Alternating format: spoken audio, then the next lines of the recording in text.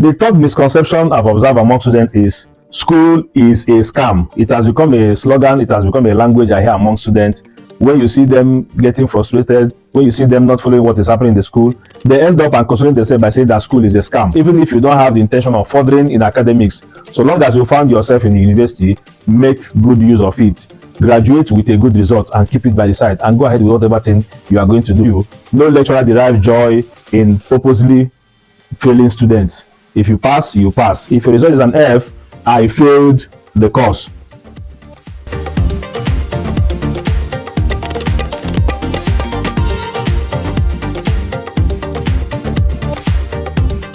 Hello, beautiful people. Welcome back to Ginika Talks. It's your girl, Ginika. And so today, my husband is here on the show. He's going to be talking about misconceptions he has observed amongst university students in Nigeria. He has been a lecturer in Nigeria here for how many years now, honey? For more than 8 years. For more than 8 years. Having spent 8 solid years in the university here in Nigeria, he's in the right position to discuss about what? Misconceptions among students in higher institutions. Wow, that's a very insightful topic. And I believe that a lot of you here that are students or that are schooling in the higher institution here in Nigeria, you should be able to relate. I don't even think it's only applicable to Nigeria. I think even people in the diaspora will benefit because its university is the higher institution, right? Yes. So please, viewers, kindly engage in this video. Like my video, subscribe to this channel, and please comment your thoughts. And if you have other misconceptions that you want to be discussed, please let us know that in the comment section, okay? So for now, I'll be leaving the space for him.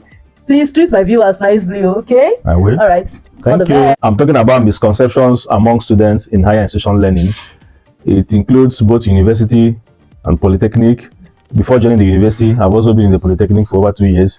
And I've taken time to observe some of these misconceptions among students. The first misconception is the few weeks of resumption is for frivolities. I don't know where students got this ideology from. It's a common thing in most Nigerian universities that the first 2, 3, even 4 weeks of resumption, you see few students, everywhere is scanty, lecturers go to class, they find nobody in class. Not that these students are not back in school, they are back in school. But this conception, this mindset that nothing necessarily is happening in the school is just resuming. Let's just flex, let's just be involved in frivolities, let's just hang around, is a misconception that will end up affecting the general performance of these students. Secondly, I've also observed that for carryover students, they have this misconception that I don't need to attend class. After all, I've already had the lecture notes. I attended the lecture last session, so I don't need to attend the class again. This is a wrong ideology. And I beg to ask you, when you attended the lecture, did you pass the course? Now that you've refused to attend the lecture, how are you sure you are going to pass this course? Sometimes as lecturers, you don't even know that you have a certain number of students offering the course until the day of exam. You may have prepared for 50 students. On getting to the exam hall, you'll be amazed that you will see more than 60 up to 70 students coming to write the exam, and you will like, wow, where are these ones coming from? So I have a carryover and this and that. So because on the general note, these students purposely avoid classes. They purposely refuse to attend classes because in their mind they feel we have the lecture materials, I don't need to go there. Whatever the man is going to say, I already know it, I already heard about it. This is a misconception that will end up affecting the general performance of that student. The third misconception I've observed among students is school is a scam. It has become a slogan, it has become a language I hear among students. When you see them getting frustrated, when you see them not following what is happening in the school, they end up and consoling themselves by saying that school is a scam.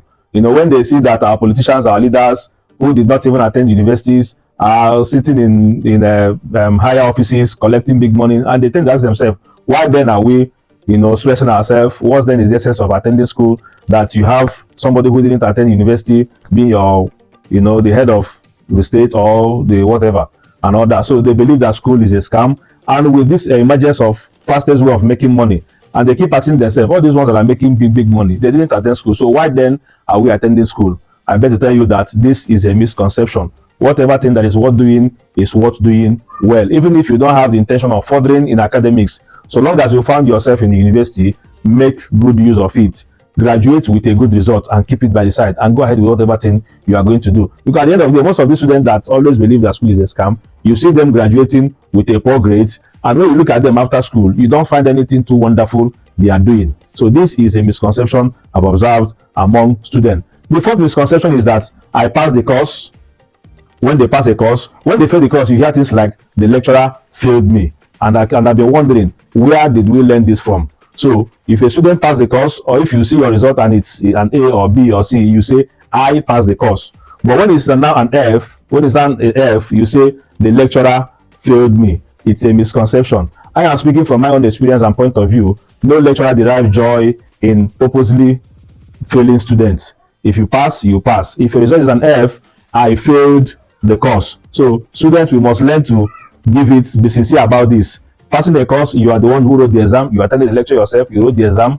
Anything you see is what you earn for yourself. So whether it's a pass, you earned it. Whether it is a fail, you also earned it. So the fifth misconception I've also observed among students is that I used extra sheet during the exam, so I must pass the course. Who told you that it is that way? It does not have a logical explanation. You can use extra sheet and write rubbish. You can use extra sheet and write out of points. So using extra sheet during the exam does not guarantee that you will pass the course. Let me make it clear here. When you write few, it's easier for us to mark. When you see the marking guide or marking scheme of a lecturer, it doesn't exceed 1 page. A student may use 4 or 5 pages to write it, but the key words, the key things that will give you those marks are not more than 1 page. So using extra sheet, spending using all the 3 hours allotted for that course, all these things, doing all of them in the exam hall cannot guarantee that you will pass this course. So when I hear students make that argument, I don't find any basis to make that argument valid. This is a misconception I've observed among students. The next misconception is that students are fond of using their phones to take notes. Sometimes I will stand in the class, I will see a student raise phone and start snapping. So what are you doing, sir? I want to take the notes. Can't you write? Sometimes they miss lecture, they miss class. Instead of them to take the notes of their colleagues or go and make photocopy, you see them snapping with their phones. And I ask them, what if this phone gets lost? Or what if the phone develops problem? Or what if people come and steal this phone? What will you do?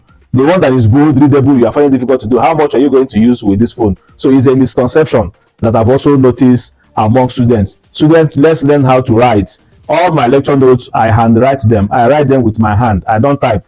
Most times I don't type because I want it to be part of me. So when I see students use their phones to take notes, I find it a misconception. And it shows how serious they are. And the truth is that when you are not fair to a course, that course may end up not being fair to you. So there is this misconception among students that let me write as many courses as possible and I will now register the ones I feel I can pass. I've observed these things, I've experienced it not once, not twice. Sometimes there was a particular case where a mathematics student and computer science student are writing an exam in one hall.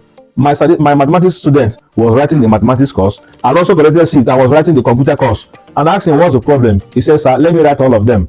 Anyone. And I discovered that the person sitting by his right is from computer science. The person sitting on his left is also computer science. So there's no way he could copy. So for him to copy means that he must write the computer science course. That was how my student left the mathematics course he's supposed to write and wrote the computer science in his mind. After I will go and register that one.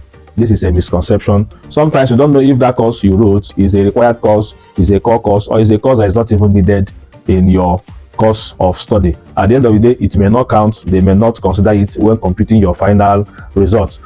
Thank you so much, Honey. That was exhaustive. Thanks, dear. However, I have a contrary opinion because I know I wasn't here while you were filming this, but I heard from where I was when you said the particular point about this misconception about students snapping with their phone. I beg to differ in that particular point because yes, you can. Yes, I agree that the phone can get missing and they will lose the content. But for students who are serious, although there's no excuse or justification for you not to come to come to your lecture room without your notes. But when things can happen, you can be coming from somewhere you can forget. Anything can happen. So there's nothing bad using the phone to snap. But it is very important that you're not just snapping it to read from the phone. Yes, I agree that the world is now in a social or a global world. People find it easier to use their phone for a lot of things. But for me, I don't think it will be easy reading with your phone, and it will be distracting as well. So maybe when you get home, you try as much as possible to copy it immediately in your notes to avoid distraction when you will have to read the book. I mean, so you've gotten it exactly. That's the main thing there.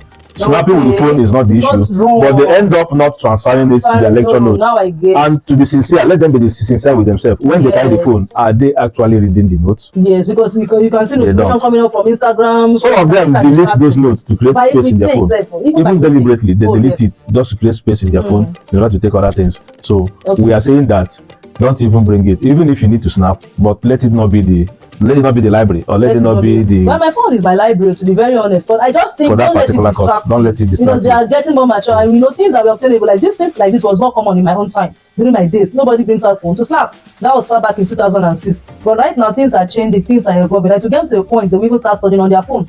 I'm very sure about that. Yes, it's possible. So I don't and we think encourage it's that, bad. since in my school we do blended learning, Yes. where you use the phone as a platform to do your online classes and all that. But what we are saying is that let it not just Distract end you in the phone and distract you. Yes. Okay. With that being said, I think I agree with every point you shared. Because your phone can be off, the battery can be low, and you have exam tomorrow morning. What would you do? Right. Yeah, that's another What would you valid do? point. But if you have transferred it, then of course. Fine, if you have transferred it, then it shouldn't be a problem to you. So that is why we are not fully in support of that.